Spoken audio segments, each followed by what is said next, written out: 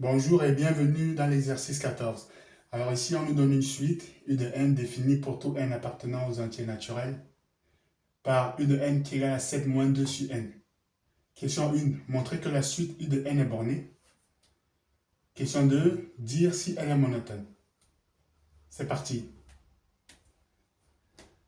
Question 1, on demande de montrer que la suite est bornée.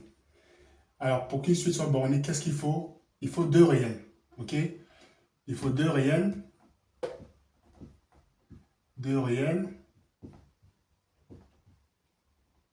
M et M, ok, tels que M inférieur ou égal à U de N inférieur ou égal à M, ok. Qu'est-ce qu'on veut trouver ici? On veut trouver la valeur minimum de M et sa valeur maximum en fonction d'une variable N, ok. Donc ici, pour trouver la valeur minimum que peut atteindre notre suite U de N en fonction de N, on va faire l'hypothèse selon laquelle N vaut 0. Parce qu'en fait, en réalité, on cherche, on a dit ici, un entier naturel le plus petit possible, ok, qui permette à notre suite de prendre la plus petite des valeurs possibles. En gros, c'est ça que ça veut dire. Donc ici, on fait l'hypothèse selon laquelle n est égal à 0. Ok. Là, il y a un problème. Pourquoi? Parce que ici, on nous a dit pour tout n appartenant aux entiers naturels privés de 0. Donc, on ne peut pas prendre n égale à 0. Parce qu'on est bien privé de 0. On continue. On va chercher un autre entier naturel le plus petit possible. N ne pouvant pas être considéré, ok, on va continuer, on va prendre n égale à 1. Donc, pour n égale à 1, ok, on a donc notre suite U de 1 qui est égale à 7 moins 2 sur 1. Ok? Donc, M est égal à 5.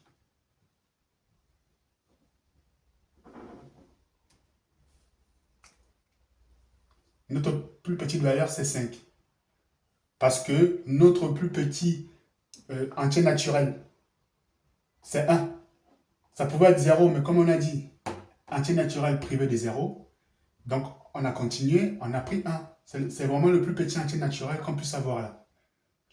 Et c'est ça qui nous donne notre plus petite valeur de notre suite. Dans le petit m, on l'a ici. Ok? Maintenant, on va chercher la plus grande valeur que peut atteindre notre suite. Alors, on cherche donc un n très grand. Un n très très grand. Ok? Mais comment on peut trouver un n très grand? C'est quoi? C'est 1 million? C'est 5 milliards? On ne sait pas. On veut un n très grand. Et quand on cherche un nombre très grand, on peut dire que notre n tend vers l'infini. Ok? N tend vers l'infini. L'infini, c'est un nombre qui est très très grand. Donc, si n tend vers l'infini, ok, on a donc notre u, lorsque n, notre suite, lorsque n tend vers l'infini, u de n, ou en tout cas non, notre fonction, ok, lorsque n tend vers l'infini, qui est donc égal à 7 moins 2 sur l'infini, puisque le n là, il tend désormais vers l'infini, ok. Du coup, on sait, d'après le cours, qu'un nombre sur l'infini, ça fait 0. Ça fait 0. Donc, notre grand M est égal à 7. Tout simplement. On a trouvé notre plus petite valeur possible que peut atteindre notre suite. Ok? Lorsque on a un n qui est le plus petit possible.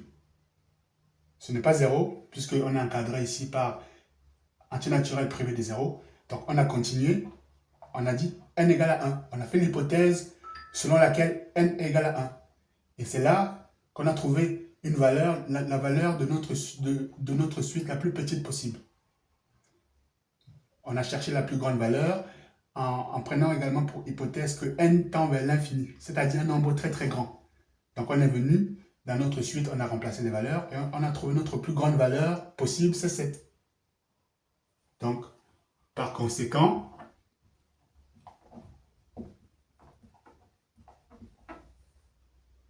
n est borné. OK? Donc on peut écrire borné entre 5 de n et 7. Voilà. Donc voilà ce qu'il y avait à faire pour la première question. Si vous avez des questions, vous les posez, ok? Je vais y répondre. Donc maintenant, on va passer à la question 2. Question 2. Dire si la suite est monotone. Alors, pour qu'une suite soit monotone, ça veut dire qu'elle ne fluctue pas, elle ne change pas. Elle ne fait pas des vagues ou voilà. Elle ne change pas. Alors, soit elle est croissante, soit elle est décroissante. OK? Notre suite, on sait qu'elle est bornée. Notre suite, on peut l'écrire, notre suite est bornée. OK?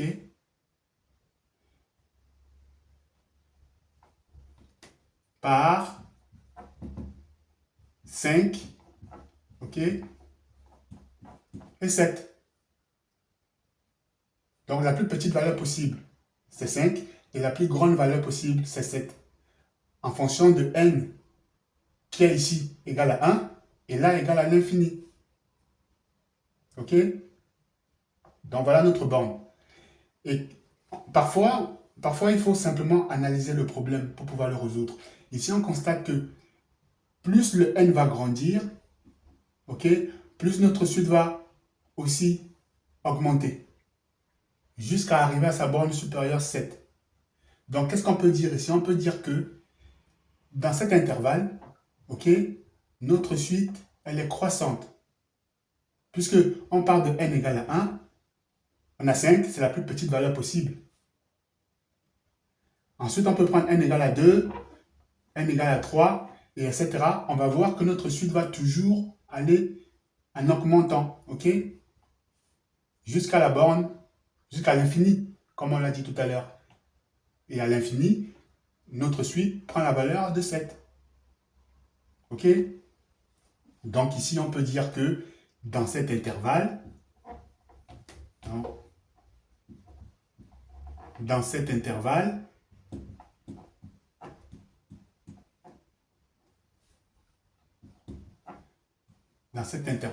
OK, notre suite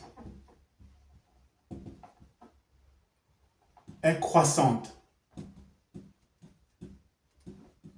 OK? Donc, si elle est croissante, donc, elle est bornée. Elle est monotone, pardon. Elle est monotone. Dans cet intervalle, notre suite, elle est croissante et donc monotone. En fait, le côté monotone, c'est simplement de dire qu'elle fait tout le temps la même chose. Elle ne fluctue pas. Elle fait tout le temps la même chose. Voilà. Donc, voilà ce qu'il y avait à dire sur la question 2.